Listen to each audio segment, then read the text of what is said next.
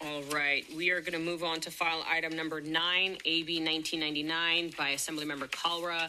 Senator Grayson will be presenting. I would like to ask the sergeants to ask for other authors to show themselves. All right, Senator, whenever you'd like to begin. Thank you, Madam Chair. I would like to thank you and the staff for working with Assemblymember Kalra's team to develop amendment language for the bill.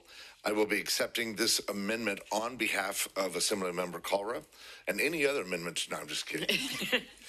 Despite putting significant resources toward developing and maintaining its veterinary workforce, California is still facing an acute veterinary care shortage. This deficit is especially felt by animal shelters, of which 25% lack adequate veterinary staffing and 64% cannot meet their animals' basic medical needs. The impacts of this shortage are compounded by cumbersome statute, which further restrict existing staff's limited capacity. For instance, California is one of only 2 states that still require a veterinarian to reestablish the veterinarian client-patient relationship we know as VCPR every time a pet owner seeks treatment for their animal. This means that veterinarians are required to examine a pet prior to providing any prescription or recommended course of action, even if they already know the animal and its medical history well enough to provide effective guidance for minor issues over the phone. Separately, California's overly broad owner exemption currently endangers animals by allowing their owners, who are typically not trained in veterinary medicine, to perform surgeries on them. AB 1999 addresses these issues by creating a retired volunteer status for retired veterinarians and RVTs who wish to provide unpaid voluntary labor to animal shelters and humane societies, creating a streamlined pathway for out-of-state veterinarians to become licensed shelter veterinarians, reforming VCPR statute to allow veterinarians to provide care without reestablishing an existing VCPR, clarifying other aspects of veterinarian telemedicine statute, and narrowing the owner exemption to exclude surgical procedures. Assemblymember Kalra also recently took amendments to ensure that the changes this bill makes to the owner exemption do not prevent universities, colleges, governmental research agencies, and AZA accredited zoos and aquariums from providing veterinary care to their animals.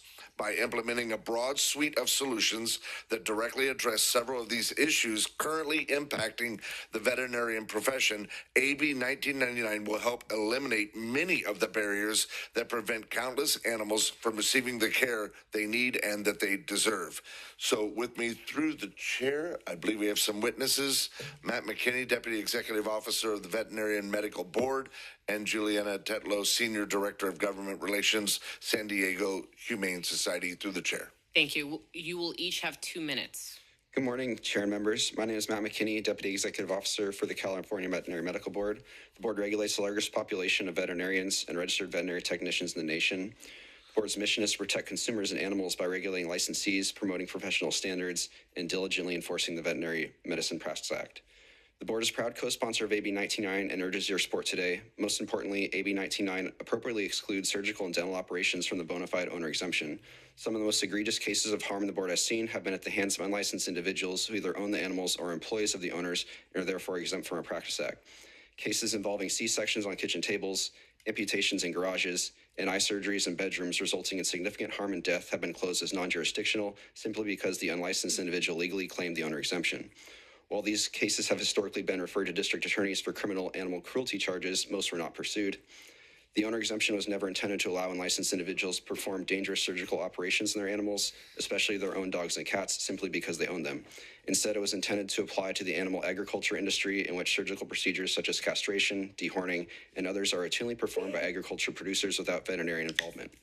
This bill protects animals from preventable harm associated with invasive procedures by ensuring surgical and dental operations are performed by trained, regulated professionals. At the same time, it preserves the intended purpose of the owner exemption by continuing the existing exemptions for those procedures routinely performed by livestock owners and their employees. In addition, this bill helps address the veterinarian shortage felt in animal shelters throughout California by creating a faster way for out-of-state veterinarians to practice in California animal shelters and creating a way for retired veterinarians and RVTs to volunteer at animal shelters. In addition, consumers will have greater access to care without having to reestablish the VCPR for every medical condition. We'd like to thank the Auditor's Office for their tireless work on this bill and Ms. Alessa Silva for her thoughtful review. With that, I respectfully ask for your aye vote. Thank you. Good morning, Chair and members. My name is Juliana Tetlow. I'm here on behalf of San Diego Humane Society, a proud co-sponsor of AB 1999. While this bill tackles a number of issues in the veterinary space, I will keep my comments brief and in relation to the direct benefits that shelters receive or will receive throughout the state. AB 1999 is a comprehensive and carefully balanced update to California's veterinary practice laws. It creates new pathways for experienced veterinarians and retired professionals to support care in shelter settings, updates rules around telemedicine and the veterinarian client-patient relationship, and makes other targeted changes to better reflect how veterinary medicine is practiced today. For shelters, these updates are especially important. Animal shelters are legally and ethically responsible for any animals who are stray, injured, ill, neglected, or victims of cruelty. Yet many shelters face significant challenges in recruiting enough veterinarians to meet that need, if at all. AB 1999 responds with a practical, targeted solution by creating a shelter veterinarian license. This license would allow a qualified veterinarian already licensed in another U.S. state, territory, or Canadian province to practice only in the shelter settings after meeting California-specific safeguards. This is not a broad shortcut around licensure. It is a carefully limited pathway to bring experienced veterinarians into one of the highest needs area of practice, animal shelters. The bill also makes important updates to the VCPR. These changes recognize how veterinary medicine is actually practiced in shelter and clinical settings where multiple veterinarians may appropriately participate in an animal's care and where continuity of care can be disrupted without appropriate allowances. AB 1999 protects animal welfare, supports the veterinary workforce, and modernizes California law without compromising oversight or patient safety. We thank the author, Assemblymember Kalra, and his staff, Alyssa, for her wonderful analysis and the work on the amendments, and of course, Senator Grayson for presenting. We respectfully ask for your aye vote. Thank you. Do we have lead opposition? Hopefully not. Me too.